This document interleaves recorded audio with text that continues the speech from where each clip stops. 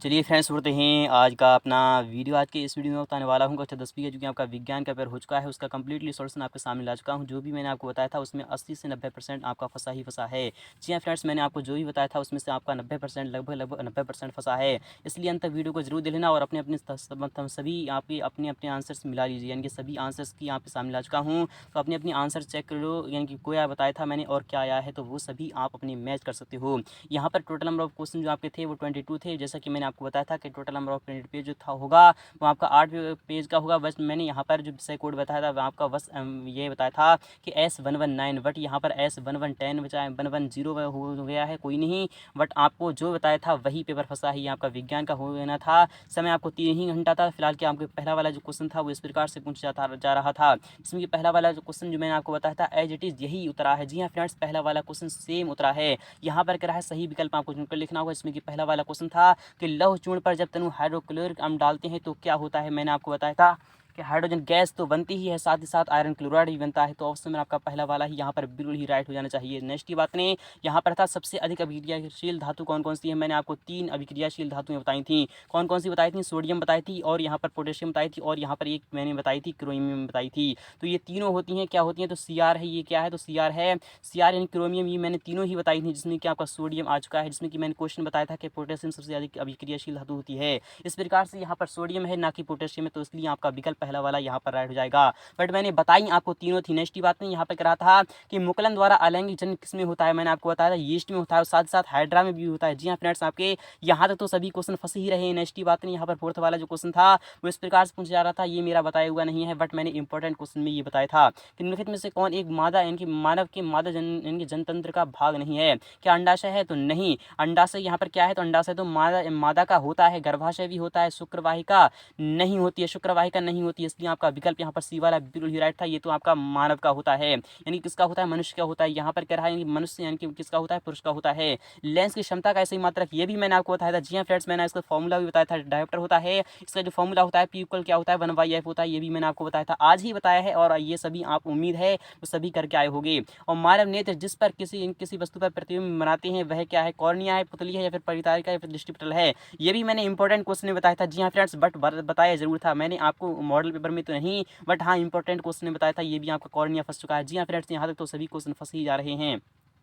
सातवां क्वेश्चन था यहाँ पर क्या है, मानेंगे अभिनेत्र लेंस की फोकस दूरी में परिवर्तन किया जाता है। ये मैंने आपको बताया था, यानी कि 28 फरवरी को जो मैंने आपको वीडियो बनाया था उसमें मैंने आपको बताया था, यानी कि पक्षमाभी पेशियों द्वारा, यही आपका आंसर था। नेक्स्ट बात नहीं कि जीवाश्म ईंधन है। जीवाश्म ईंधन मैंने आपको सुबह वाली वीडियो में बताया था कि जीवाश्म ईंधन क्या है। तो कोयला एवं पेट्रोलियम क्या है? जीवाश्म ईंधन है। इसमें कि आपको मैंने केरोसिन भी यहाँ पर यानी कि क्या कर दिया था, ऐड कर दिया था। तो यहाँ तक तो सभी क्वेश्चन आपके पहला वाले जो 8 मार्क्स थे वो तो आपके क्लियर ही हो चुके हैं। यदि आपने चैनल को सब्सक्राइब नहीं किया है तो जरूर सब्सक्राइब कर लीजिएगा। यहाँ पर नेक्स्ट की बात नहीं, यहाँ पर सेकंड वाला क्वेश्चन था इस प्रकार से था। यहाँ पर कह रहा है रिक्त स्थान आपको भरना होगा। क्या करना है? आपको रिक्त स्थान भरना होगा। यहाँ पर ये क्वेश्चन भी आपका 8 मार्क्स का था। यहाँ पर कह रहा है न्यूलैंड्स ने डेडेसन का सिद्धांत दिया। तो न्यूलैंड्स ने किसका सिद्धांत दिया आपको पता होना चाहिए। न्यूलैंड्स ने जो सिद्धांत दिया था वो किसका सिद्धांत दिया था। तो न्यूलैंड्स ने इनकी जो किया था सारे कावा पाधानीसा इनके वो ही सिद्धांत दिया था। आपको इस टाइप से लिखना था।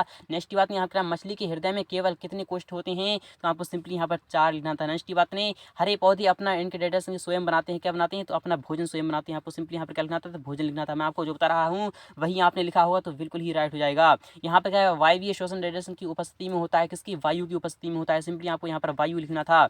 यहाँ पर क्या है, रेडिएशन क्रियाएं मेंडुला द्वारा नियंत्रित होती हैं। कौन सी क्रियाएं होती हैं आपको बताना होगा। नर युग्म एवं मादा युग्म के संलयन को क्या कहते हैं? निषेचन कहते हैं। ये भी मैंने आपको बताया था। जी हाँ फ्रेंड्स, यहाँ तक तो सभी आपका मैच कर रहा है। नेक्स्ट बात नहीं, विद्युत धारा का ऐसा ही मात्रक, ये भी मैंने आपको बताया था क्या होता है। विद्युत धारा का ऐसा ही मात्रक क्या होता है? तो आपको सिंपली यहाँ पर एम्पियर लिखना था। क्या था? लिखना था आपको एम्पियर लिखना था। नेक्स्ट बात है, यहाँ पर रेडिएशन के में ऊर्जा का प्रवाह एक ही दिशा में होता है। तो किस में ऊर्जा का प्रवाह एक ही दिशा में होता है वो कमेंट्स में आपको लिखना होगा। तो काफी ही महत्वपूर्ण पेपर रहा है। अगर यहाँ पर थर्ड वाले की बात नहीं, यहाँ पर काफी ही महत्वपूर्ण, ये भी मैंने आपको बताया था। साधारण नमक का सूत्र आपको बताया है, NaCl होता है। आयोडीन धातु जो तत्व धातु जो तत्व होता है वह क्या होता है मैं आपको बता चलूँ कि लोहा होता है, सोना होता है। आपको बताना होगा। यहाँ पर है मिश्र धातु क्या है। तो यहाँ पर मिश्र धातु के बारे में आपको बताना है कि मिश्र धातु क्या है। तो मिश्र धातु क्या है? कहाँ सा पर चला जाएगा। और पलकों का झपकना ये क्या है? तो आपको पता होना चाहिए यहाँ पर यह क्या है, प्रतिवर्ती क्रिया है। क्या है? तो प्रतिवर्ती क्रिया है। हाइड्रा में जो प्रेजेंट होता है वह क्या होता है, मुकुलन द्वारा होता है। जी हाँ फ्रेंड्स, ये भी आपको समझ में आ रहा है कि जो मैंने आपको बताया था वो भी आपका फंस चुका है। यहाँ पर बात करें आनुवांशिकी की, जो अनुवांशिक जो पदार्थ है वह क्या है, तो ये भी मैंने आपको बताया था। जी हाँ फ्रेंड्स, आपको सुबह ही बताया था। अनुवांशिक जो पदार्थ है वह क्या है, आपको बताना होगा। फिलहाल यहाँ पर चुंबकीय क्षेत्र की तीव्रता का जो ऐसे ही मात्रक है, तो वह क्या है, चुंबकीय क्षेत्र की जो क्या कह रहा है यहाँ पर, चुंबकीय क्षेत्र की तीव्रता का जो ऐसे ही मात्रक है तो वह क्या है, तो आपको आर स्टेट है। क्या है? आर स्टेट आपको इस पर चले जाएगा। और यहाँ पर कह रहा है चुंबकीय पदार्थ क्या है, चुंबकीय पदार्थ यहाँ पर सिंपली आपको केस पर चले जाएगा, तो आपको सिंपली यहाँ पर लोहा पर चले जाएगा। और यहाँ पर कह रहा है आनुवांशिक जो पदार्थ होता है वह क्या होता है, आपको बताना होगा। यहाँ पर क्या है, आनुवांशिक जो पदार्थ है वो आपका डीएनए है। यही आपका मिल चुका है। तो आई होप अभी भी आपको समझ में आ रहा होगा। और फोर्थ वाले की बात करें, यहाँ पर था एक वाक्य में आपको आंसर देना था।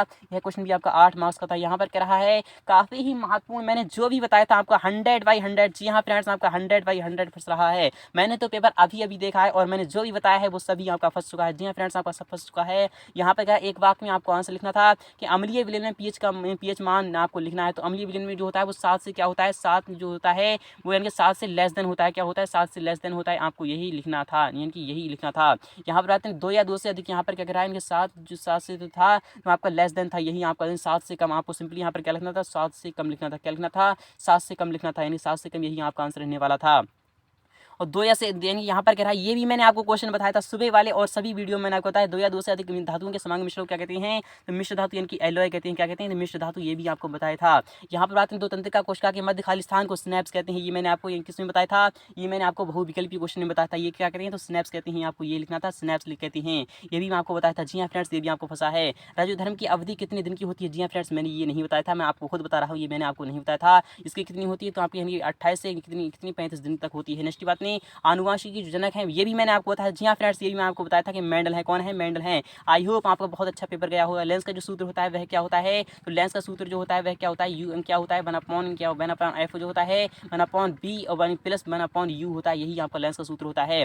और विद्युत परिपथ का ये क्या सुनेंगे, विद्युत परिपथ का आपको अर्थ बताना था। ये भी मैंने आपको बताया था। जी हाँ फ्रेंड्स, ये भी मैंने आपको बताया था। और चुंबक के कितने ध्रुव होते हैं, तो चुंबक के 2 ध्रुव होते हैं। आपको सिंपली 2 लिखना था, साउथ और नॉर्थ होते हैं। यहाँ पर लोहे की वस्तुओं को हम पेंट क्यों करते हैं, ये सभी मैंने आपको बताया था। जी हाँ फ्रेंड्स, ये भी बताया था। तो फ्रेंड्स मिलते हैं, तब तक के लिए थैंक यू, टाटा बाय बाय।